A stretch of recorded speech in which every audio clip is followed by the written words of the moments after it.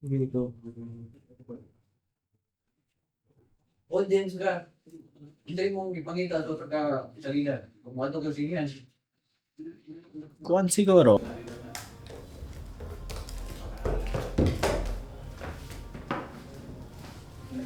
Well, kung ato kog sinihan, ang ako sa gipahita sa movie is something na malingaw ko, something na entertaining, and at the same time, like, di bitaw ka ng waste of money kay nowadays lisod ba yung atong sinihan kay medyo, effort ba yun na mo bayad ka for sinihan niya. So hopefully kanang time na imong gi-invest na medyo worth it sad. So mo na like kung mutanaw og sinihan ganang mutanaw og sini ganang ko na malingaw ko and something na I get something from it. Like aside from the entertainment, medyo you learn something. Mas mo prefer baka nga mutanaw sa dako nga screen sa suot sa tinihan, nga masakay ka o magyari pa ka, sakay pa ka sa escalator, or mutanaw ka sa mga laptop, or mutanaw ka sa TV. Well, naay kuan. I mean, ako na ako'y mga select na films na ganahan ko mo tan-aw sa big screen yun because there's a difference and it's also different na you watch it with everyone kay na siya effect because there's a euphoric effect na more you watch together with other people and somehow more mas malingaw hinuon ang kuan ang ang movie kay tungod nag-share mo sa experience bitaw. So I think that's one good unsa na ating kumutanaw ka sa big screen. And well, night times na uban na you just want to watch it sa small screen siguro kanang mga ginagmay bitaw ng mga films bitaw or something. So yeah, wala na siya. It's like apples and oranges for me. Pero mo na like na yung mga uban sina na like for example Transformers kanang yung kamutan na sa big screen kay kanang yung ka maka-feel sa effect bitaw sa pagka-grand niya, pagka-epic niya. So mo na siya. Kung sa opinion mo sa ka ng mga difficult to watch, mga boring art films. Kana that's a it's a very good question for me. Kay for me sometimes I have a very short attention span and ADHD po ko so like sometimes I can't stand them like mga nana cause kanang naiuban anang mga films nga medyo pa-art silang na stuff pero wapitay wait, let me rephrase more ang akong kuan siguro na is sa kuan yun, as me as a person, I can't stand those films na mga inana na and stuff. Like, inana ko na kuan. Magdahil akong sensibilities ba?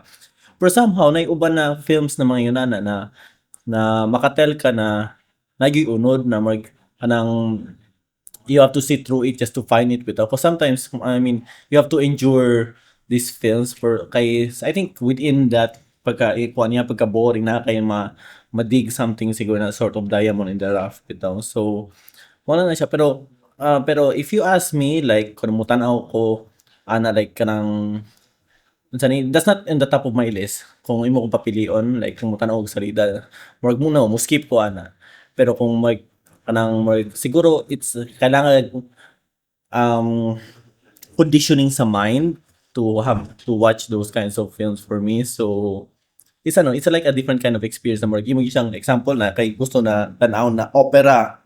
So, you have to condition yung mind mo, hindi mo gusto tanawon inana bitaw. Pero kung like, example, kanang busy ko, or kanang normal na ko or inanana, well, this year ko mo tanaw. So, cinema or films as art form. Nasa isa stream or Ah, I don't know. I don't know. Wait lang. Unsa tong question? Cinema as art form? Films or movies. Okay, char kay na siya na question. Because I think everything we do na may art somehow. Like, because there's an effort to make it look beautiful and for me that's art and making a story is already like nagweave magud kag kuan characters mga locations mga nana so yeah it's a skill it's a craft na kailangan sa ni-devote nimo ang heart kay kailangan mo kag heart in order to create art. Um, Philippine cinema. Yeah. Yeah. So may top of your mind nga mga Philippine cinema. Well, Philippine cinema for me okay man siya, like, pero somehow napigyapoy kuan, some of the masses are somehow still not educated na there are good films na more somehow more we get nawa na tong mga Lino Brockham and stuff. Cause sa I think na condition sa nimo man sa mga sabi to na there are other good films like it's a good thing na yung mga indie bitaw na at least na alternate ways of storytelling mga nanana. Pero for me nagka-bright na ba ang audience sa kuan sa Philippine audience karon like with the recent success of Zombadings, Kimidora, may nana they're actually comedies pero medyo smart bitaw so kanang is improving and somehow I hope na kuan maka-appreciate na to sila ng dili ka ng the usual na Pinoy na mga movie or something manana so well, I'm being hypocritical no I love Star Cinema ganahan ko Star Cinema kay makilig man ko or something and mao na like I think sa perspective naman nimo kung asa nimo hilig bitaw like depende kung sa imong taste mga nana so yeah, like ganahan ko Star Cinema, ganahan ko mga kilig-kilig and stuff because maybe that's what I like to feel or something. So, yeah, Philippine cinema na ay nasa yung division. Totoo ka nga namatay na ang Philippine cinema or dying something or gimana? Totoo ka or hindi siya tinod? What kind of question is that? Di ko kibang tubaga na. Like, I'm just here to have fun. Wait lang. Philippine cinema is not dying because somehow when you think about it, ang pag-dictate bitaw sa masa karon is through the media and sometimes people tend to look at this, mga stories na gipang-weave sa media for hope, for Nanay nagtabo. Katong traditional nga naandan sa mga oldies, nag-evolve lang siya, nag-change, pero wala siya namatay, wala siya suffer. yeah, when you say death siguro is like total obliteration. That's for me is death of na, I don't know, pero every time I look at the TV, on man siya. So, di ko ka-tell na dead siya. So, it's still there. Maybe you might referring to, kanang mga anak kayo na cinema bitaw. Like, it's a bit too general. So, maybe that siguro of the old classical na cinema. I don't know, mga inana. Pero, for me, it's not dead. And it's, actually karon kay medyo ga-thrive siya kay daghan bitaw ng gawas indie and somehow with the easier access of technology and cheaper technology sang daghan ng mga storytellers na kaning mga storytellers na could be the next people who could contribute to Philippine cinema and I think Philippine cinema is not just limited sa sinihan they can do it sa YouTube na they can do it online so it's about storytelling. Gani ko, everybody is a photographer, everybody is a filmmaker. Yeah, same issue. I mean, I keep wondering about that. SLR, DSLR, everyone's a photographer. Unya karon ang mga DSLR karon na mga HD video. So for me, I'm kind of worried na everyone will become a filmmaker. Mao na akong worry like mga few years back or something. Pero somehow mapilian man gyud gihapon nimo kato mga dedicated yun og from the kuan kanang posters bitaw or something na murag magbutang like picture na watermark niya sunset flowers or something murag sa film side somehow everyone can become a filmmaker pero only a few are storytellers because uban na mailahan gyud mo na kibaw gyud tell story using this technology because ang technology depends from gina sa user like you have the most powerful camera you have the most expensive camera but you produce shit. You produce very 200 peso looking na video. Pero if kibaw ka mo kami sa technology nya ma-utilize na nimo, yeah, maayo like na magaling uban diya na maski bati lang na camera, pero maka-tell sila story effectively. So nara na kung unsay mo stick bitaw. And I think at the end of the day, isang story ug ang source ang material ug ang heart. Ano sa nindot na gawin nga, tuyok dyan yung bati.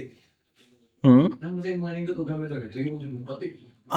Yeah, pero pero that's a technical thing. Pero kung mutanaw ang viewer niya something na story of that, na essence, diya siya mo kuan mo materialize mo manifest ang heart sa iyang craft.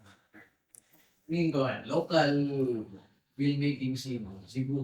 Okay. Unsay Sa ikausap, kung sa'yo pwede pa mausap. Maayo na sa Cebu, grabe, I like what's happening sa Cebu filmmaking scene karon kay at least daghan ang mga maayo, ganahan mo cut-on 'cause it's kind of new and stuff and then more nya yeah, well, going back sa katong proliferation of DSLR, HD video, yung nana like karon sad like when easier to access technology lang sa mga filmmakers and it can be applied here sa locally pero naiuban mga to Bigfoot to learn ang nana pero somehow still man ilang gini mo kinsa gyud definitely mga storytellers. What I am liking sa Cebu is daghan mga nanggawas ro ng mga gahi ng mga filmmakers and I think this has contributed to katong mga ni pioneer ani sa kwan sa Cebu na sa mga films like ang mga new generation na like nila Ruel Antipuesto, ni Remton Zozola, si Victor Villanueva. Ganahan yung kayo ng director na si Victor Villanueva kay nice kay siya ka ideas. Kawawan ni guys, yung Victor Villanueva niya. Okay, sorry. Ako abi na ako i-mute out ko, no? Yeah, I like kay Kuan Murag, nanaghan niya. I think it's a clear sign na sa Cinema One Originals this year, 2011, duha ka Cebuano entries. So that's a very good indication na gahi ang mga storytellers sa Cebu. So I hope this trend continues. Feeling mo sa kuwang. Kuwang well, I think from what I've noticed though sa local scene siguro is naiuban na nai-ego when it comes to filmmaking and somehow that ego tends to corrupt them, tends to make them delusioned on what's right, like in how they treat people or on how they kuan ka ng pakita bitaw or something like mag-dictate na ba kay nakakupot ng camera kay nakahimog salita you think you're the best na yan na ito like no how do you call this there's still things that you need to learn and then you're not kuan you think if you think that you're the best na pwede mas daghan kuan maayo nimo nya na uban niya na who tends to think na may na kayo sila may na kayo kusog magstorya-storya ana-ana pero ang output in town medyo kuan pa kayo. Okay na audio ay din. Okay.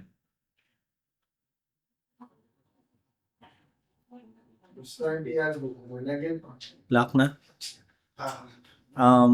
Yeah, going back sa local Cebu filmmaking scene, it's really looking good because a lot are getting inspired by this recent Cebuano film movement and stuff and like nila Remton, nila Ruel, Victor Villanueva, Kit Pilagero sa Cordero sa Diyos. Manood po kayo, Cordero sa Diyos. Yeah. Si Tony, and their contributions to the modern Cebu filmmaking scene. And nindot kay daghan mga filmmakers na nag-emerge karon mga mga storytellers. Pero nagyapoy uban na nay ego kay nakakupot lag camera, they think na director na sila. Pero still it's being a director is like whole directing is a whole different thing. Making and telling a story niya based sa akong experience like grabe ang kailangan nimo agyaw no for that. Pero naiuban who thinks na makakupot lag camera, director na din sila. Shouldn't be that way. I think you need to learn a lot of things like not the technical aspect but as in terms of life experience, in terms of how to convert siya into a story manginana bitaw niya. Naiuban na they think na nanay camera, they think na maayo na sila, ana-ana, kusog mo reklamo, kusog mo kusog mo criticize mga nana pero kung sila papay mo salida medyo basura ang kuan ang unsa niya output bitaw so ang ego mo lang gyud na like okay ra man na pag newcomer way experience or something pero at least di lang bitaw hilas bitaw nya and diri sa ang what I also like here sa Cebu filmmaking scene is pare-pareho na ang mga tao tinabangay bitaw so like say ang crew sa Leonato like ang ubang crew ani na pud sa My Paranormal Romance so murag kuan bitaw like it's like all one big happy family ba na wa bitay politics involved na unlike sa Manila na medyo kampo-kampo bitaw dating na ay di ko tama kay production na sa kuan na bitaw so at least dili mag-interchange na bitaw mga ideas between people between groups mga so That's what I like about the local Cebu filmmaking scene. Dagang mga filmmakers karon na nag-invest kung mag-linggo o salida para sa festival.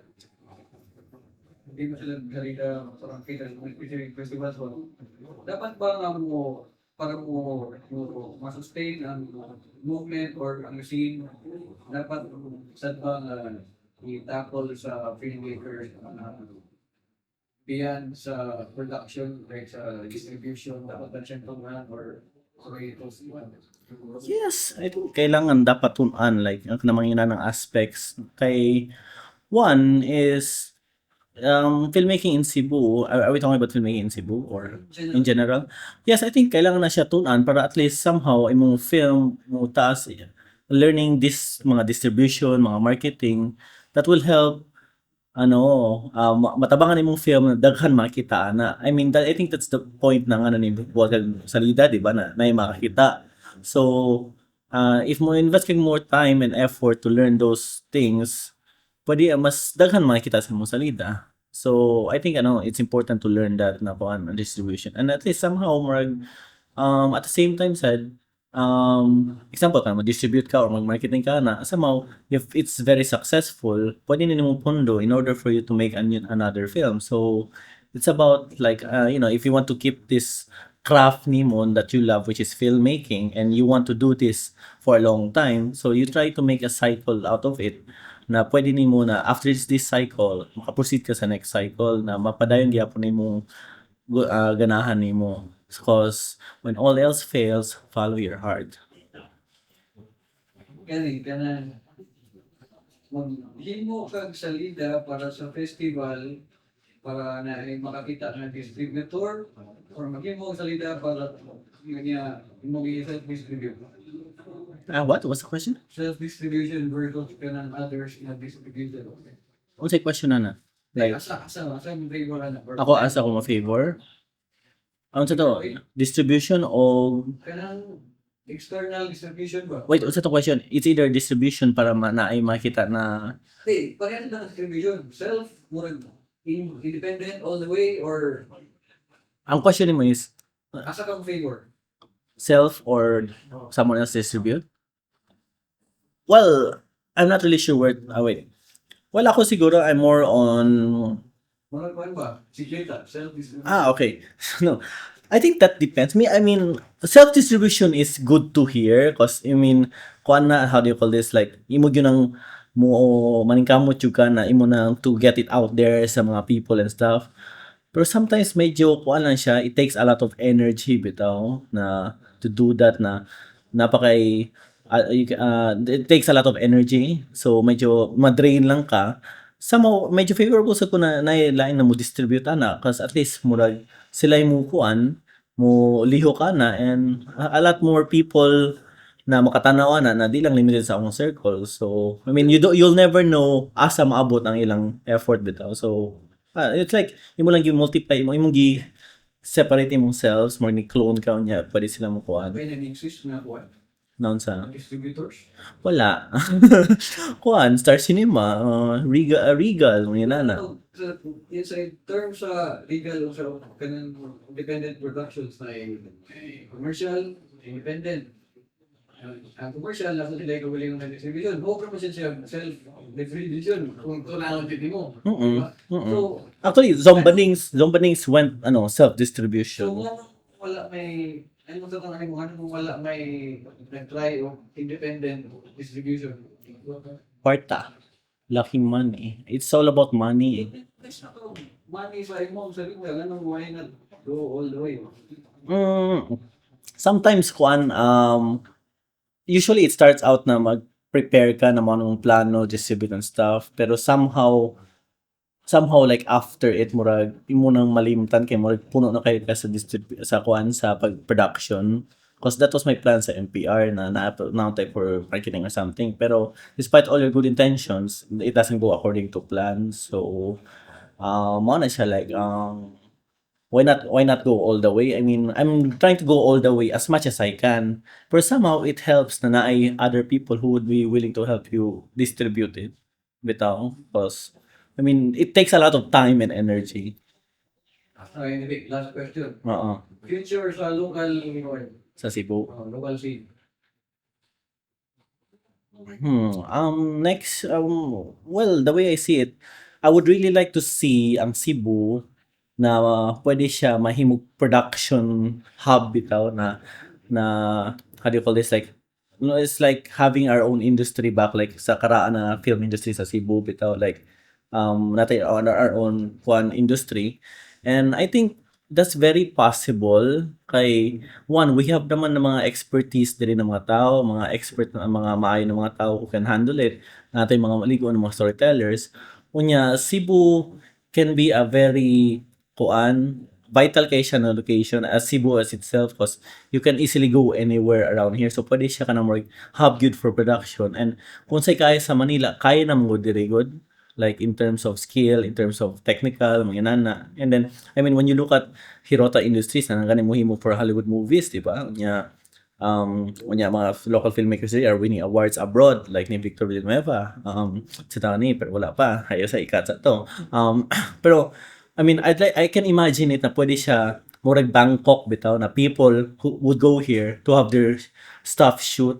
Because based on experience, like itong nag-shoot me Korean movie diri sa Cebu, which was a very good movie, Blue Salt, na ginana bitaw, like we can attract people here na shoot in Cebu. So that's what I would like to So, ano in one phrase or one sentence, future sa Cebu.